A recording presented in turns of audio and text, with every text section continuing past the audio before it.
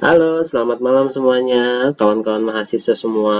Ya, seperti janji saya akan melakukan flashback kembali mengenai materi yang sudah kita diskusikan secara luring, ya melalui WhatsApp group, ya tentang hakikat konseling individual. Dan juga ada beberapa pertanyaan yang sudah saya simak tadi melalui diskusi. Ada 6 pertanyaan akan saya tanggapi, tapi sebelum saya tanggapi saya akan flashback kembali mengenai materi yang sudah kita ajarkan pada hari ini, yaitu tentang hakikat konseling individual.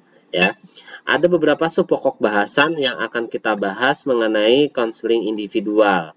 Ya, mengenai definisi konseling individual itu apa, ya, bagaimana tujuan yang dilakukan dalam proses konseling individual, terus ada fungsinya, ya, ada komponen-komponen yang dikatakan yang ada di dalam proses konseling individual, ada asas-asas sama tahapan yang harus kita pahami ketika kita melaksanakan proses konseling individual. Oke, baik. Nah, kawan-kawan, apa sih sebenarnya konseling individual itu? Ya, kita tahu bahwa konseling individual itu adalah proses layanan bantuan yang diberikan konselor kepada konseli secara individu, ya, dalam rangka apa? Dalam rangka pengentasan satu buah problem atau masalah yang dialami konseli dan atau pengembangan diri konseli agar tercipta kehidupan yang optimal. Karena kita tahu kawan-kawan bahwa proses konseling individual itu tidak hanya berbicara bagaimana kita bisa memberikan satu buah solutif dalam problem solving counseling, namun juga kita tahu bahwa bimbingan konseling itu adalah sebagai fasilitator untuk pengembangan diri konseling agar tercipta kehidupan yang optimal. Ketika permasalahan itu terentaskan, ketika konseling bisa mengembangkan dirinya secara optimal, saya kira itu adalah salah satu bagian dari kehidupan yang optimal dari konseling, ya. Nah, kalau bicara konseling individual, ya, karena kita tahu juga bahwa sekarang ini adalah wabahnya COVID-19.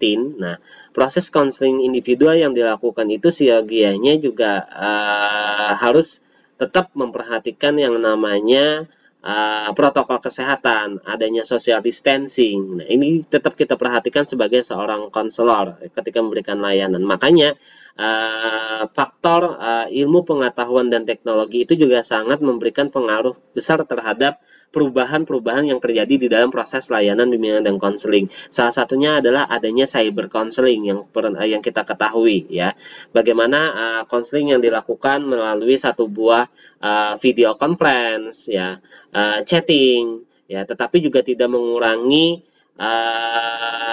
tidak mengurangi keilmuan, tidak mengurangi kehusuan atau kekhasan dalam proses layanan konseling individual, karena kita tetap melakukan dengan tahapan-tahapan yang ada di dalam proses konseling individual itu sendiri, ya. Nah, di dalam konseling individual itu juga kita ada mempunyai beberapa tujuan, ya, karena saya tahu bahwa di dalam ketika kita berbicara melakukan konseling itu pasti mempunyai tujuan-tujuan tertentu, ya. Apalagi kita sebagai seorang konselor itu hanya sebagai fasilitator untuk konseli kita yang sedang mengalami masalah. Nah, ketika kita menjadi fasilitator, pasti ada tujuan-tujuan tertentu yang kita inginkan di dalam proses konseling itu. Nah, salah satunya adalah adanya perubahan-perubahan perilaku konseli yang tadinya bermasalah atau maladaptif sekarang menjadi adaptif, ya. Di dalam proses konseling ini kita akan merubah perilakunya. Dan tidak hanya cukup perilaku, tetapi juga kita bagaimana bisa melakukan mengkonstruk ulang atau konstruksi ulang pikiran-pikiran konseli yang dulunya dia menganggap bahwa ada masalah, aku tidak mampu untuk menghadapinya. Nah, sekarang bagaimana cara kita bisa sebagai seorang fasilitator, kita konstruk loh, Anda mampu, Anda mempunyai potensi untuk menyelesaikan masalahnya, hanya saja, ya, sekarang Anda perlu stimulus dari konselor untuk bisa memikirkan itu sehingga terjadi, oh iya, ketika aku berpikiran bisa melakukan satu buah konstruksi pikiran, harapannya adalah dia bisa melakukan ini. Nah, karena seperti yang saya katakan, ada ability yang dimiliki oleh konselor sehingga akan mempunyai yang namanya kekuatan dalam menyelesaikan problem-problem yang ada di dalam konseli. Ketika kekuatan ini muncul dalam diri konseli, harapannya adalah dia mampu mengambil keputusan. Aku mau memilih alternatif yang mana, aku mau mengambil yang mana, ya. Ketika kemampuan itu muncul dan keputusan bisa diambil. Namun keputusan itu tidak hanya sebatas keputusan, kawan-kawan. Keputusan itu perlu adanya yang namanya komitmen untuk mewujudkan apa sih alternatif yang Anda pilih dan Anda bertanggung jawab gitu loh. Makanya dikatakan ada pertemuan kembali untuk melihat sejauh mana sih alternatif yang dipilih itu efektif dalam mengatasi masalahnya. Nah, itu di komitmen ya. Oke, ada beberapa fungsi yang harus kita ketahui di dalam bimbingan konseling individual. Yang pertama ini tidak perlu saya jelaskan lagi bahwa yang namanya bimbingan dan konseling individual itu adalah salah satu bentuk pengentasan problem solving. Ya, ketika orang bermasalah itu perlu kita berikan pemahaman. Dia ini sebenarnya di dalam masalahnya itu posisinya sebagai apa? Di mana letak posisinya dia di dalam masalah itu tuh perlu kita berikan pemahaman sehingga terjadi yang namanya proses pengembangan. Pengembangan apa? Pengembangan bagaimana cara dia bisa melakukan atau mencari solutif atau mencari problem solving di dalam masalahnya sehingga ada solusi yang ditawarkan, ada solusi yang diambil. Nah, ketika solusi itu efektif dalam mengatasi masalahnya, harapannya di pencegahan ini adalah ketika masalah itu terjadi kembali, ya, dia bisa melakukan solusi yang sudah diambilnya itu dalam rangka mencegah masalah itu membesar. Ini adalah fungsi dari bimbingan dan konseling individual. Berarti ada pengentasan, pemahaman, pengembangan, dan pencegahan yang harus dilakukan dalam proses ini. Ya, konseling individual itu bisa terjadi karena ada beberapa komponen. Yang jelas pasti ada konselor, pasti ada konseli. Tidak mungkin hanya ada konselor tetapi tidak ada konseli. Begitu pula tidak mungkin ada konseli tetapi tidak ada konselor. Tetapi yang baik itu adalah di dalam konseling individual itu bisa terlaksana apabila ada konselor dan konseli. Dan konseli ini plus datang dengan ada satu buah problem sehingga perlu bantuan fasilitator. Ya, nah ketika di sini proses terjadi yang namanya konseling individual, harapannya di sini terentaskannya adalah masalah yang dialami konseli. Ini adalah komponen, ada konselor, ada konseli, ada problem sehingga terentaskannya atau berkembangnya potensi yang dimiliki oleh konseli. Ada beberapa asas yang harus kita pahami dalam proses konseling individual. Ya, ketika kita dipercaya menjadi seorang konselor di dalam pengentasan masalah yang dialami konseli, ya, harapannya adalah kita tetap bisa menjaga apa yang diceritakan konseli kepada kita. Karena apa? Ini terkait dengan public trust atau kepercayaan publik atau kepercayaan konseli kepada kita. Janganlah kita sebagai seorang konselor menjadi ember ataupun baskom yang membeberkan masalah konseli kita ke sana kemari sealam jagat raya sekolah itu tahu bahwa si A itu begini begini begini. Itu bukanlah konselor sejati, kawan-kawan. Yang namanya konselor itu kita harus bisa menjaga kerahasiaan kita, ya. Dan ketika konseli datang ke kita bisa menjaga kerahasiaan kita, kita sukarela kok, ya. Ya, jangan mengharapkan satu buah imbalan ketika aku adalah konselor, aku yang membantu Anda dalam menyelesaikan masalah. So, apa yang kamu berikan kepada saya? Nah, itu namanya adalah tidak sukarela. Yang namanya sukarela itu adalah tanpa pamrih. Ya, kita juga harus terbuka bagaimana kita bisa melakukan keterbukaan kita juga dengan konsel sehingga konsel juga bisa terbuka dengan kita. Ya, kegiatan di dalam konseling itu adalah kegiatan. Kenapa saya katakan kegiatan? Karena ada proses konseling yang dilakukan menggunakan teknik, pendekatan.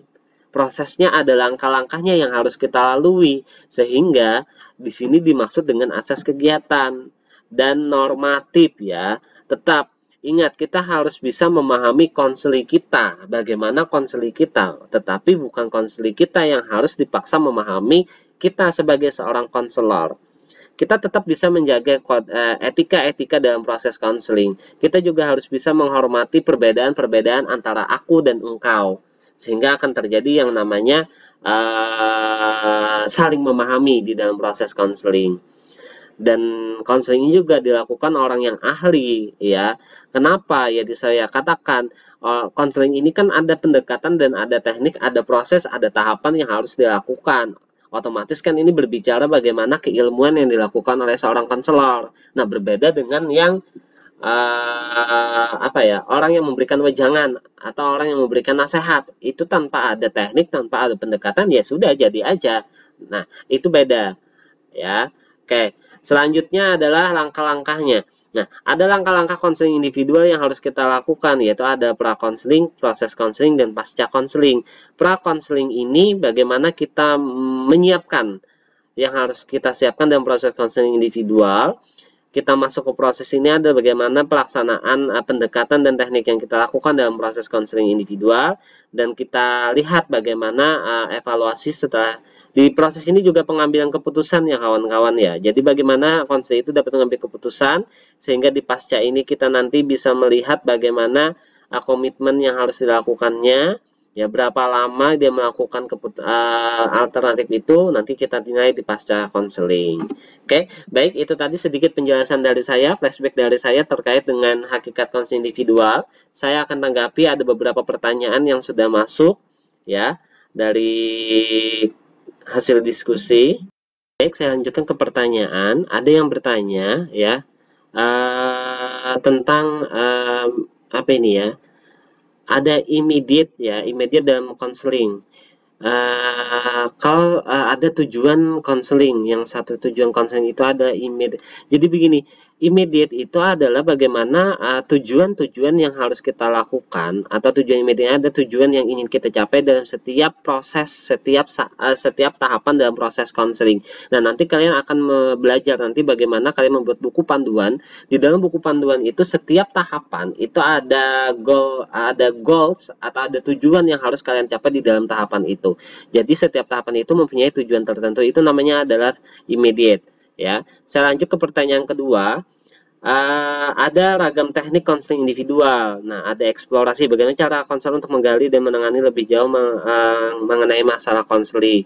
Jika konseling mengingat, maka akan merasa emosi yang sangat mendalam. Itu hal yang wajar. Jadi, yang namanya kita mengeksplor atau menggali satu buah problem konseling, ketika kita gali, bisa jadi dia mempunyai satu buah emosi yang sangat mendalam, bisa jadi menangis, bisa jadi marah, itu adalah hal yang wajar. Tetapi kita sebagai seorang konselor, bagaimana caranya supaya tetap memberikan satu buah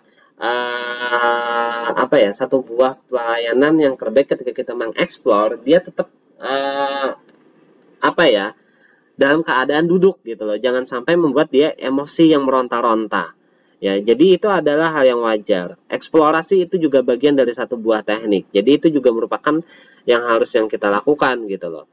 Yang pertanyaan ketiga, pada makalah di bagian kiri ada behavior change. Mohon maaf saya belum paham mengenai ini. Minta tolong dijelaskan secara detail. Behavior change atau ada perubahan tingkah laku seperti yang saya katakan di tujuan tadi. Setiap konseling ya, tujuannya itu adalah merubah satu buah tingkah laku.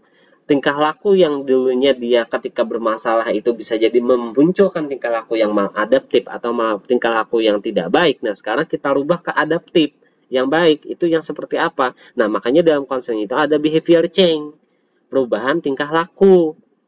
Ya. Sehingga bisa terlihat jelas bagaimana perubahan yang dilakukan setelah melakukan proses konseling. Pertanyaan keempat, teknik yang cocok untuk dilakukan konselor kepada senior yang dari awal memang memiliki kemauan dalam meminta bantuan dengan melakukan konseling individual, namun konseling ini kesulitan untuk menyuarakan masalahnya. Jadi begini ya, sebenarnya kalau teknik yang kita berikan itu sebenarnya ada 22 teknik ya kan. Untuk menggali itu kita bisa gunakan open question ya kan. Tetapi kalau kita berbicara ke teknik secara umum, kita bisa menggunakan role play sehingga dia bisa bermain peran bagaimana dia bisa meluapkan emosinya terhadap masalah yang dia lakukan. Itu saya kira bisa jadi. Atau kursi kosong, empty chair ya. Empty chair ini juga salah satu teknik yang bisa kita lakukan dalam proses konseling ketika konseling kita susah berbicara ya. Pertanyaan kelima, teknik konseling di nomor 5. Bagaimana cara konselor agar dapat menangkap pesan utama yang disampaikan konseling, mengungkapkan perasaan yang berbelit-belit. Jadi, inilah yang harus kita lakukan, bahwa konselor itu adalah pendengar setia. Jangan di sini kita harus mempunyai skill atau keterampilan mendengarkan itu dengan baik sehingga kita dapat menangkap pesan utama. Ya, kita harus mendengarkan dengan baik. Takutnya kalau kita tidak mendengarkan dengan baik itu susah. Ya, ada bagian-bagian terpotong sehingga pesan utamanya tidak tertangkap. Jawabannya adalah kita harus menjadi bisa melakukan pendengar setia atau mendengarkan dengan baik, ya, keterampilan mendengarkan. Pertanyaan terakhir, Ragam teknik konseling individual pada nomor 11 yaitu konfrontasi. Dijelaskan bahwa teknik tersebut agar memahami dirinya sendiri. Apakah teknik